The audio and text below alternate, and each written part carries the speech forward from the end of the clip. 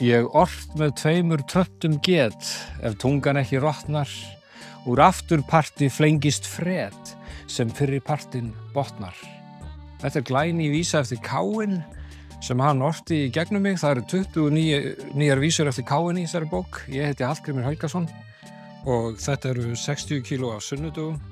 Þetta þriðja bindi og lokabindi í 60 kíló seríunni, sem fjallar Gest Eilífsson og lífið á Segulfirði í byrjun síðustu aldar, og eins og einhvern gruna kannski þá byrjar þessi bók með því að Gestur fer til Ameríku. Það svona smá utanlandsferð hérna innifalinn fyrir lesandann eftir að hafa verið 1000 blaðsíður frá Segulfirði.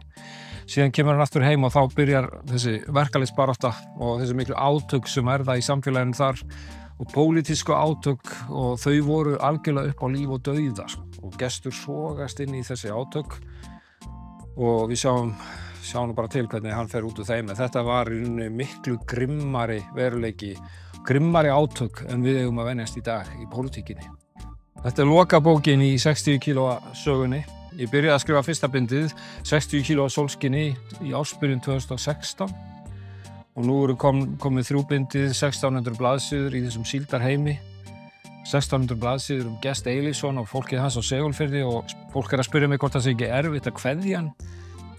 En satt að segja er ég nú bara feginn að komast í ný og spennandi verkefni. Ég hef ekki skrifað samtímasögu í mjög langan tíma og ætli ég fari ekki bara í IKEA í næstu bók. Forlagið.